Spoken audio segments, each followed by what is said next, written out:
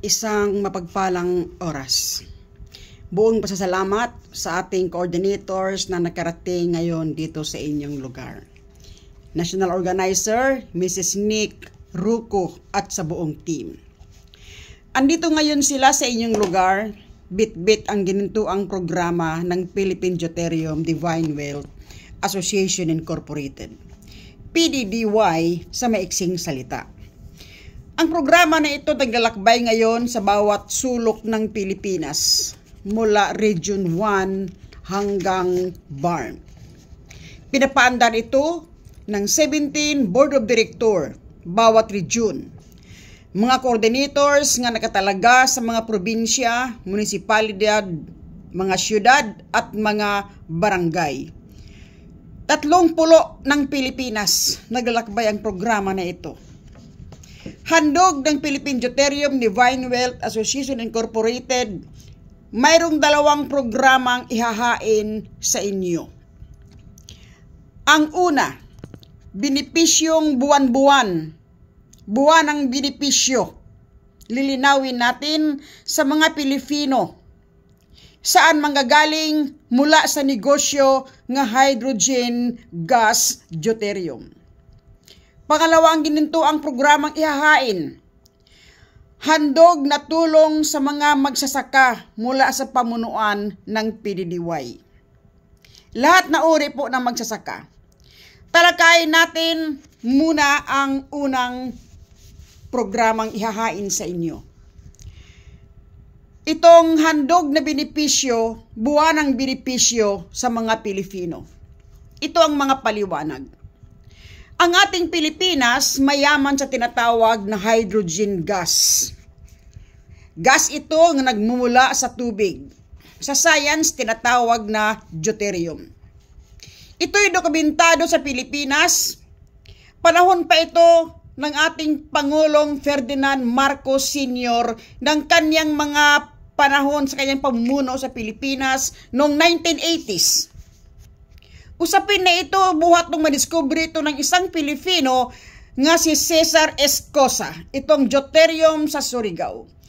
Ninais ng ating Pangulo nga yayaman ang Pilipinas sa pamamagitan ng hydrogen gas o deuterium na ito. Kaya lamang naglaho ang kanyang pangarap dahil natanggal siya sa Malacanang 1986 sa buwan ng February. 1987, pinag-aralan ng mga OPIC, Overseas Private Investment Corporation, mga Amerikano ito. Pinag-aralan nila ang Surigao.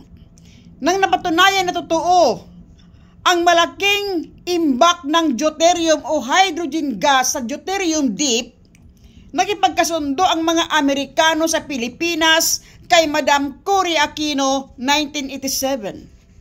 Nagkasundo sa usapan nga 40% ang hatian, ang natitirang 20% ilaan sa maintenance.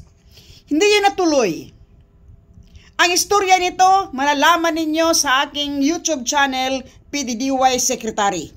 Research ninyo ang dagdag nga paliwanag.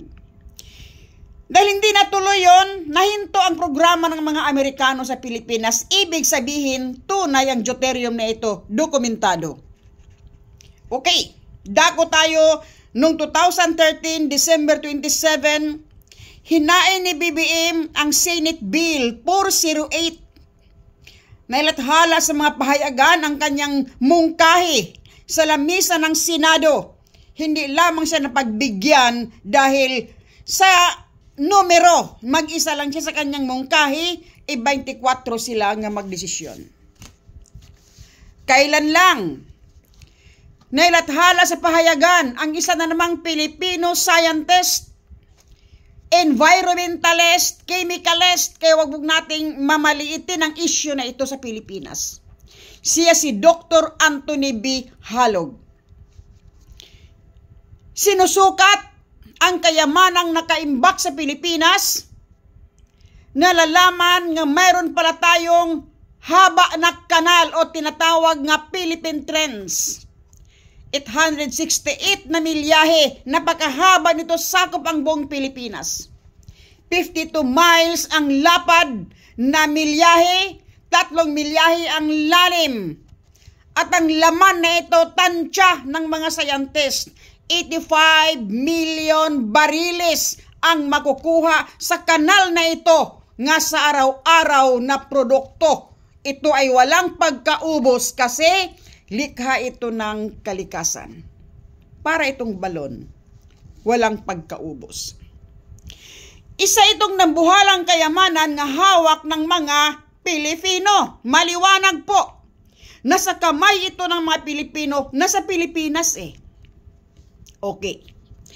Ninais ng isang abogado, kung mabuksan ito, kailangan makinabang ang mga Pilipino. Makinabang ang mga Pilipino. Yan ang gusto ng isang abogado. Kailangan hindi ito makuha ng ibang bansa mula sa ating mga kamay. Hindi biro ang kayamanan na ito. At kailangang hindi ito masulo ng mga negosyante nga naghangad nga susuluhin nila ang kita. Ang ating gobyerno naghanap ng mga investor.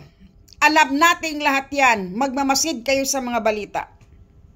Dayuhan man o Pilipino, basta investor para papakinabangan ito.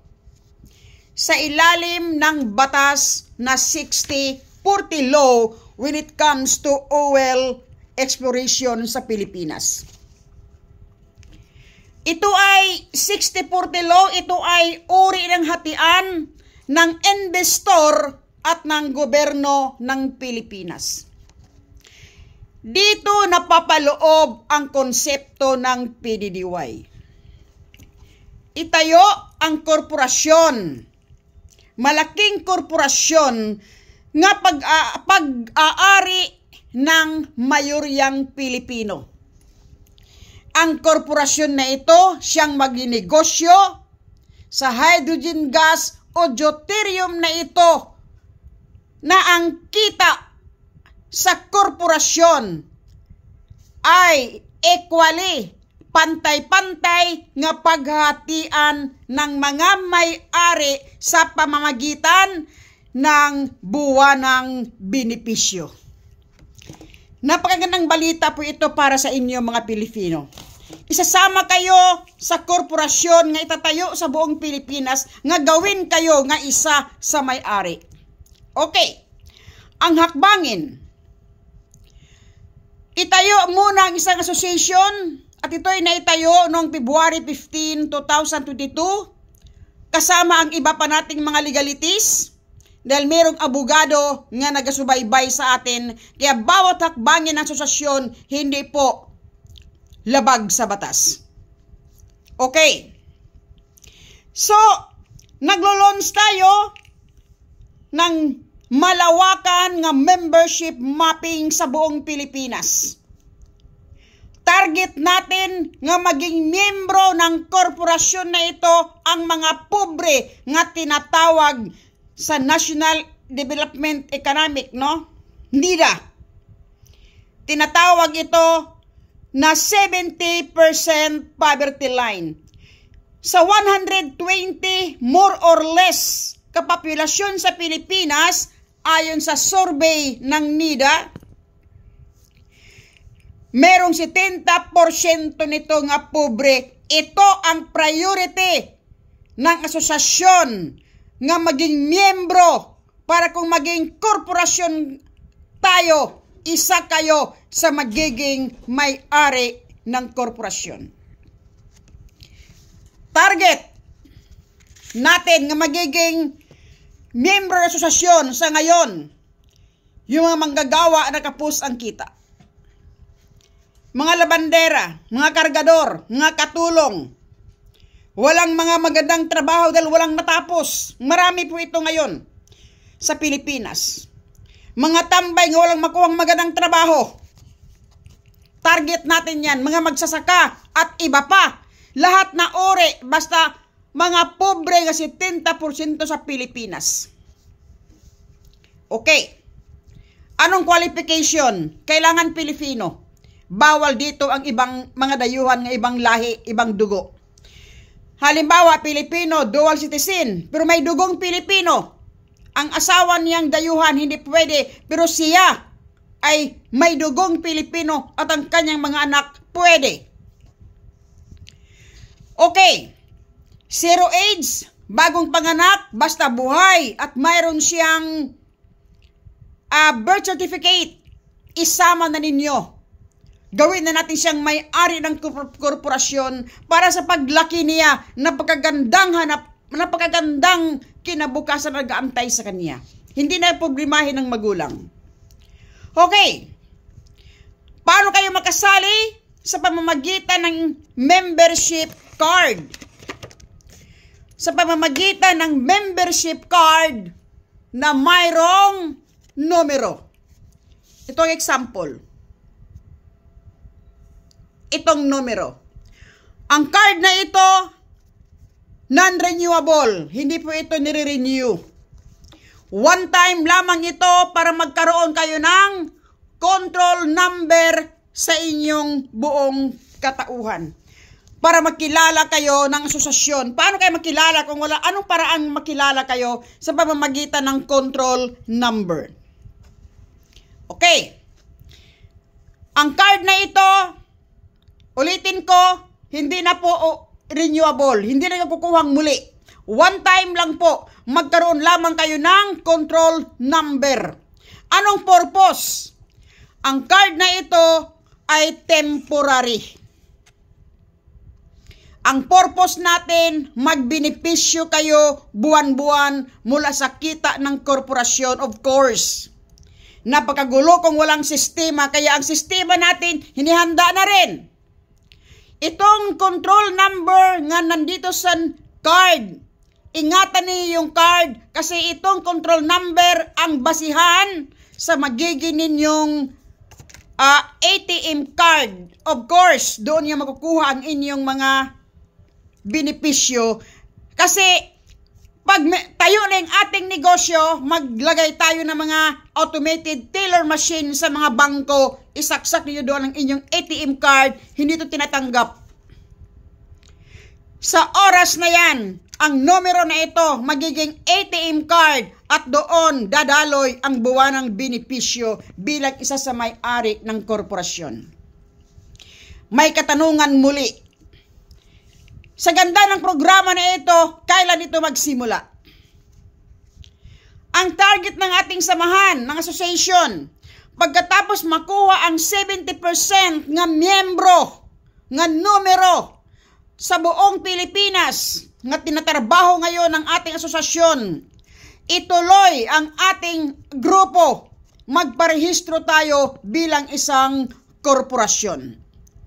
Allowed sa batas ng isang association, magparehistro bilang isang korporasyon at habang association pa tayo, lahat ng miyembro kasi 70% nalikom natin. Yan ang magiging may-ari ng korporasyon. Maliwanag. Okay. Bakit kailangan pa natin nga makuha ang 70% bago simulan ito? Tanong ng marami. Ganito kasi yon. Ang mga ibang negosyante sa buong mundo ngayon nakatutok sa Pilipinas. Maraming mga negosyante nga naghahangad sa kayamanang ito nga manegosyo nila, ngunit susuluhin nila ang kita. Kaya kailangan natin ng malaking numero. Bakit? Bawat isang Pilipino nga maging miyembro ng ating association at maging bahagi sa korporasyon na ito ay mayroon siyang kapangyarihan, kasi ang bawat Pilipino nga nakatira sa Pilipinas may-ari sa kayamanang ito.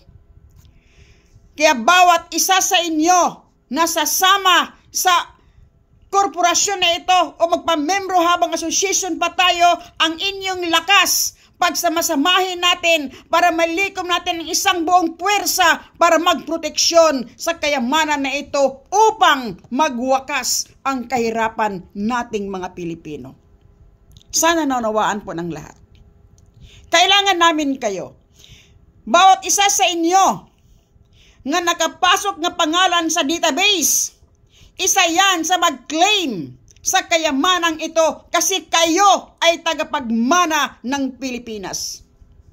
Kaya kailangan namin kayong sumali.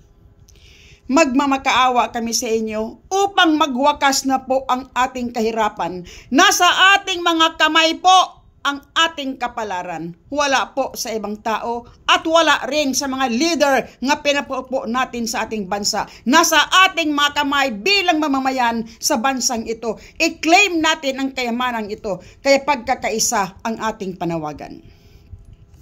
Okay, may katanungan uli. Sino ang mamumuhunan sa atin? Hindi tayo hihingi ng pera sa ating gobyerno bilang cash assistance.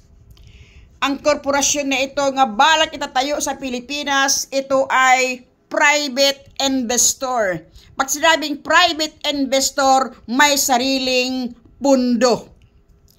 Tanong agad ng marami, sino ang mamumuhunan sa atin? Kasi hindi biro yung pinagsasabi nating proyekto. Hydrogen gas ito sa Pilipinas.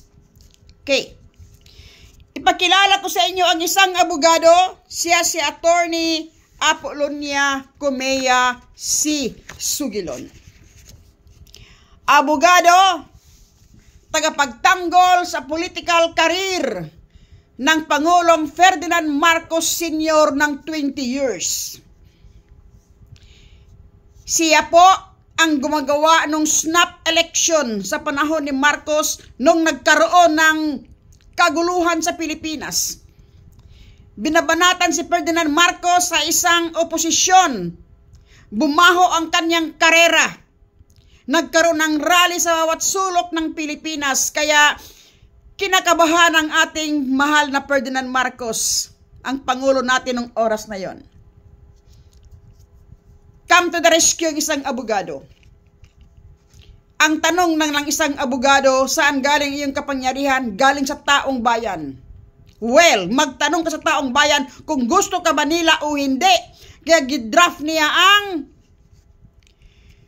snap election. Nanalo ang yes, kaya siya nagtanggol sa karera ng ating mahal na Pangulong Ferdinand Marcos Sr. sa kanyang panahon 1980s. Naging 11 years na confidential decision making sa Supreme Court sa panahon ni Judge Lorenzo Relova.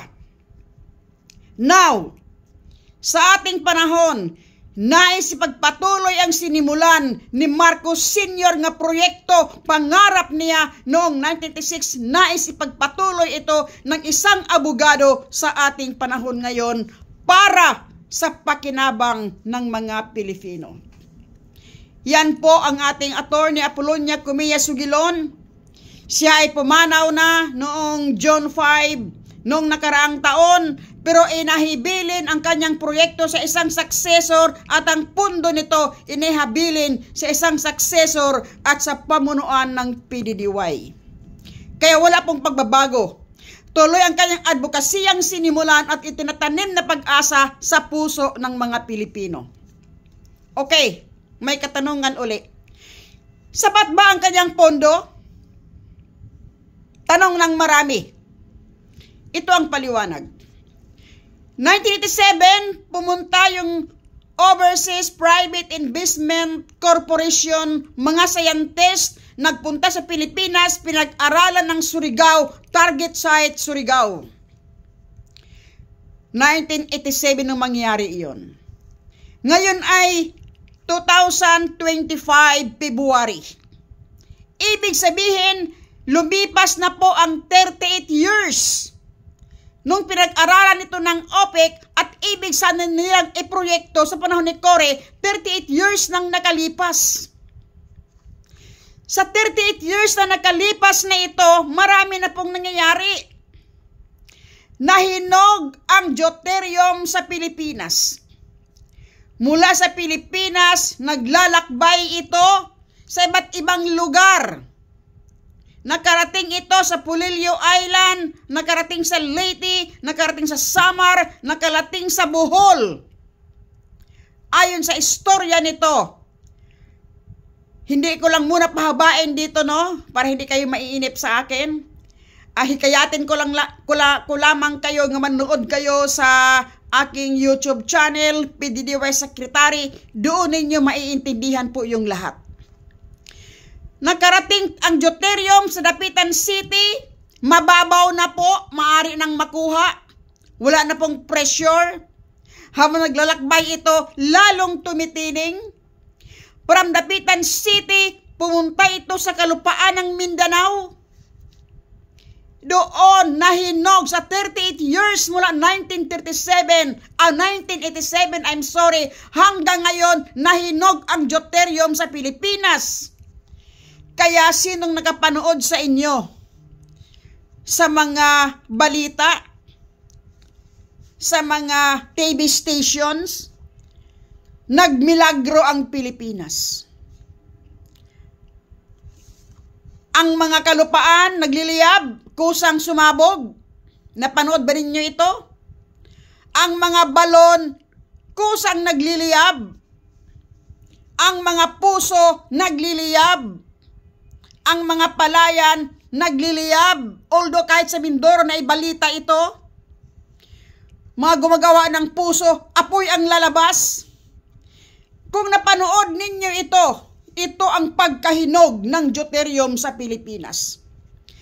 Kaya kung sa Surigao, pinaglaanan ito ng bilyon-bilyong dolyares ng mga Amerikano, well, sa ating panahon, hindi na po kailangan ang bilyon-bilyong dolyares kasi ang operasyon nito wala na po sa dagat, nasa kalupaan.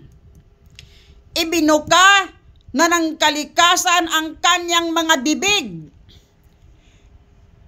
Okay, bakit po may purpose ang deuterium nga ibinigay ng Diyos sa mga Pilipino?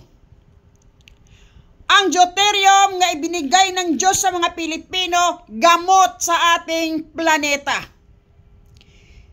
Kung napapanood ninyo ang balita ng 1,000 mga scientist sa NISA, yung nag-aaral sa kalawakan, sa pangunguna ng presidente nga si Peter Calmos, ito'y nangyari noong 2023. Kung hindi ko nagkakamali, second quarter or third quarter. I-research ninyo ito sa YouTube. 1,000 scientists, ginamit ang Diyos ang kanilang bibig upang isigaw at ipaalam sa sangkatauhan nga kailangan wakasan na po ang paggamit ng gasolina. Ito kasi ang nag-produce ng carbon dioxide. Emission ito ng gasolina na siyang dahilan sa pagkasira ng ating atmosphere, na siyang dahilan sa tinatawag na global warming. Ang gamot nito, ito lamang deuterium. Ito ang tranquilizer o gamot para magbalik sa normal yung ating planeta at magbalik sa normal yung ating nasisirang panahon. Hindi po matino ang ating panahon. Hindi na po, grabe na po ngayon ang mga trahedya. Alam ba niyo mga trahedya ngayon, hindi na po biro. Hindi na po pangkaraniwan ang trahedya ngayon humahagupit sa buong mundo. Mag-research din kayo. Gawa yan sa pagkasira ng ating planeta at hindi pa hintulutan ng Diyos ang mga bagay na ito. Bakit po? Kaya niya ibinigay na yung deuterium. Napakaswerte, Pilipino ang pinili nga maging magmamay-ari nito. Okay, lilinawin ko ha. Hindi na po kailangan ng bilyon-bilyones na pera para ma-operate natin ang deuterium. Ibinuka na po ng kalikasan ang kanyang bibig. Nangungusap na yung kalikasan, nakukunin na yung deuterium. Bakit po? Ito ang gamot sa ating planeta. Ibig sabihin, magbihis ng enerhiya ang ating planeta. At hinuhulaan na po ito ngayong gasolina sa Saudi Arabia o sa gitnang silangan ay mauubos na. Yun ang dahilan. Yun ang pagkilos ng makapangyarihang kamay ng Diyos para magpalit na ng enerhiya itong ating mundo from gasolina, deuterium na. At ang deuterium na ito ang susunod na enerhiya sa buong mundo. Ang ating market, kung magiging korporasyon ito, ang ating market buong mundo. Kung mayaman ang Saudi Arabia, kung mayaman ang mga Arabo, well, susunod na napakayaman mga Pilipino. Huwag mag-atubili. I-claim natin ang ating kayamanan.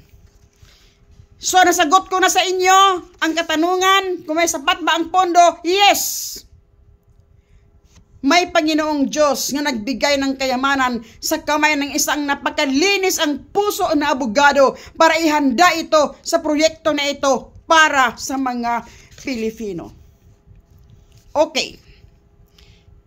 So, nasagot ko na ang inyong mga katanungan. Ulitin ko uli. Itayo ang isang korporasyon sa Pilipinas na pagmamay-ari ng mayoryang Pilipino, pero hinahanap natin sa ngayon, na sa unang hakbang na tayo, hinahanap natin ang magiging mga may-ari. Sino ito? Yung hubad, gutom at uhaw sa Pilipinas, ngayon sa survey ng National NEDA. National Economic Development Authority, 70% ang pobre sa buong Pilipinas. Ito ang isalba natin sa kahirapan. Ang 30% mayayaman na ito, hayaan natin sila. So, iyan po ang una nating programa. Pangalawang programa, talakayin ko sa inyo ang ating pangalawang programa nga handog natin sa mga Pilipino. Itong PDDY Rice Farming Program Nationwide. Naglunsad tayo ng rice farming program nationwide. Para saan? Balak ng ating pamunuan na tulungan ang mga magsasaka. Puhunanan sila. Suportahan ang kanilang mga gastusin mula sa punla, binhi, pataba, gamot sa peste. Pasahod sa mga pagtatanim. Pasahod sa pag-aani ng produkto. Kung maari, ibigay ng PDDY ng pamunuan ang buong operasyon para gumaan ang buhay ng mga magsasaka. Ang kagandahan sa programa na ito, hindi ninyo uutangin sa pamunuan ng PDDY ang suporta na ito. Wala kayong utang at walang porsyento. Ito ay handog nga tulong. Kung sakali na magkaroon ng natural na kalamidad tulad ng bagyo, tatamaan ng malakas na hangin ng inyong palayan, kainin ng daga ang inyong mga tanim, ibig sabihin, bigo ang pagsasaka. Wala kayong babayarang utang sa PDDY kasi hindi nga ninyo ito uutangin. Tulong ito, handog sa mga magsasaka. Anong dahilan para maibsan ang inyong mga alalahanin? Wala itong kondisyon na marami. Ang kondisyon nito simple lamang. Pamunuan ng PDDY ang bibili sa inyong produkto nga palay o mais. Basta pagkain, PDDY ang bibili. Anong pakay ng PDDY? Ito ang magiging pagkain ng buong miyembro ng PDDY, mabibili sa mas murang halaga. Linawin ko ha, ang kondisyon nito, PDDY ang bibili sa inyong produkto. Hindi po hingiin sa inyo, bibilihin ng PDDY sa mas mura ng kaunti ang halaga kumpara sa presyo ng mga negosyante. 80%. Hindi naman kayo magiging api dito. I-consulta ninyo sa ating coordinator nga si Mrs. Nick Ruco. Diyan malalaman ang madagdag pang eksplanasyon. Anong pakay ng PDDY? Mapakain natin ang ating mga miyembro sa buong Pilipinas sa mas murang pagkain. Halimbawa, magiging 20, 22, 23, 28, 25 o 28 ang kilo ng bigas. Malaking alwan ito sa isang ordinaryong manggagawa. Magiging tulong sa isang miyembro nga malaki ang pamilya. Mapagkasya ng isang ordinaryong manggagawa o isang mga ngalakal ang kanyang kita maghapon kung mabibili niya sa halagang 20 mahigit ang kilo ng pagkain. Malaking tulong po ito.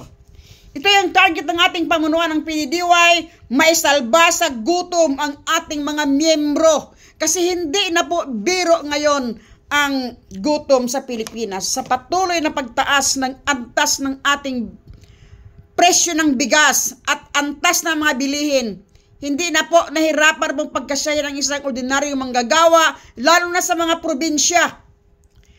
Ang presyo ng bigas napakataas na po. So balak ng pamunuan ng PDDY, pakainin ang buong pamilya ng PDDY sa murang pagkain at may palaala. Ang murang pagkain para lamang sa miyembro ng PDDY. Hindi ito pwedeng bilhin ng tagalabas. Mabibili ang pagkain gamit ang numero ng ID. Gamit ang ID nito at authenticity yung numero. Ito lang po ang license para makabili kayo ng murang pagkain sa loob ng asosasyon ng PDDY. Bakit naman ito gagawin ng pamunuan ng PDDY? Tulong suporta sa magsasaka. Unang-una, kailang maisalba kayo sa alalahanin. Wala kayong alalahanin na meron kayong utang. Ulitin ko ha. Suporta ng PDDY, hindi nyo utangin. Ito ay tulong handog sa mga magsasaka. Okay. Bakit ang gagawin ito ng PDDY, ng pamunuan? Ito lang po ang rektang rason ko sa inyo. Maganda yung ating unahan. Isang paraisong Pilipinas ang nag-aantay sa atin. Paano kayo makakarating sa unahan, sa dulo ng paraisong Pilipinas kung sa ngayon pa lang lupaypay kayo sa gutom dahil kulang ang inyong kita? May kasabihan, aanhin pa yung damo kung patay na yung kabayo. Okay. Sa programang handog ng PDDY, murang pagkain, benepisyong buwanan para sa mga Pilipino, napakaganda ng ating plano. Iahon natin yung ating naghingalong ekonomiya, katulong tayo ng ating gobyerno sa pag-unlad ng ating ekonomiya, kasi ang plano sa ilalim ng batas ng Pilipinas ay 60% ng ating kita sa pamahalaan ng gobyerno, kaya sapat ito para mapaunlad nila yung ating ekonomiya. Ang porsyento, ang 40% naman mapunta sa atin bilang private investor, sapat din para magbago ang buhay ng bawat Pilipino. So pananawagan, huwag kayong mag-atubili, magpamembro habang asosasyon pa tayo para maging kabahagi kayo o may-ari kayo sa itatayo ng korporasyon sa buong Pilipinas. Okay. So, bago ko magtapos, sa mga magsasaka na gustong maka-avail o makasali sa ating palibre para sa magsasaka, makipag-ugnayan kayo, makipag-usap sa ating National Organizer, Coordinator, Mrs. Nick Ruco at sa buong team. Ito lamang masasabi ko, mabuhay PDDY Family, si Ate Dina.